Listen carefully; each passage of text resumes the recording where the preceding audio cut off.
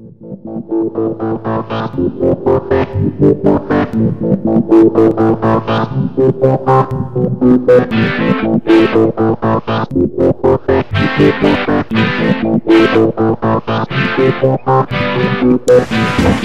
everybody, welcome to the second installment of the Herpshop. I'm going to spare you all the bull crap and get you all started on what I want to talk about today. So, sorry for the pause. Had a brain fart. So, first thing I want to talk about. Alright, back in August, I should say back in April, I had happened to go down to Florida with a couple of friends of ours, and we went down to go look for some snakes. We went field herping. I jokingly said, "Oh, I'm gonna go. My target species is gonna be, I don't know, an Anerythristic dusky pygmy rattlesnake." And I jokingly said, "Well, let's make that a female." Oh, and they all laughed at me, and they thought it was kind of funny. And that'll never happen. And sure enough, the second snake that we found was indeed a Anerythristic dusky pygmy rattlesnake. So, I wasn't normally going to collect, but I really did need some. I can't really say I really needed some because it wasn't really a need, but I would have liked to have had some dusky pygmy rattlesnakes. So I did collect a few. Not a whole lot. I collected 3. And one of those was for the museum that I work at, so I only got 2. And I brought back the Anery and a light-colored male. Anyway, back in August, I happened to come in here, and in fact, the rack here was right beside me. And I was over there doing something. I don't really remember what I was doing. I just happened to glance over, and I noticed these 3 little black spots in her cage. And I was like, well, I didn't have 3 pygmies in that cage. What's going on? So I kind of walked on over there, and I peeked inside the cage, and sure enough, there was 3 little baby pygmy rattlesnakes, and all 3 of them were Anerythristic, and they all ranged from really dark.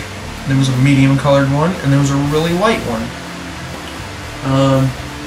I couldn't get them to eat for the longest time, so I had a friend of mine, Adam. He'd take them, and he force-fed them because after my accident, I would rather not force-feed.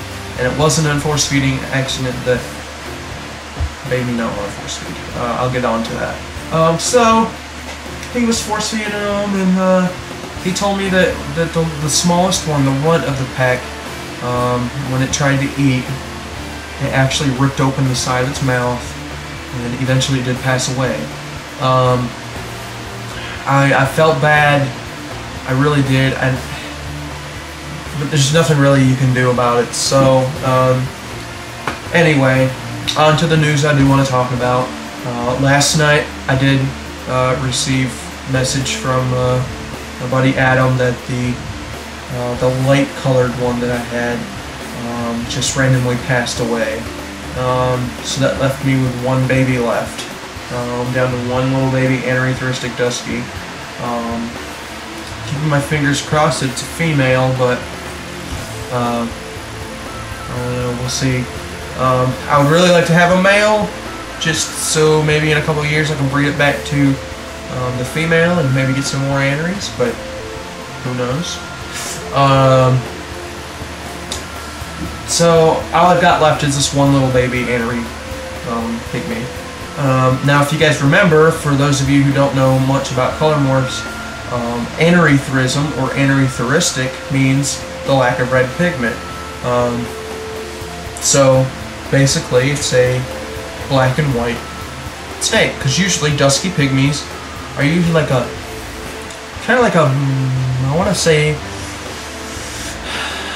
how do you explain it? They're like a kind of weird like gray, black, purplish maybe, and they usually have a orange stripe that goes down their back.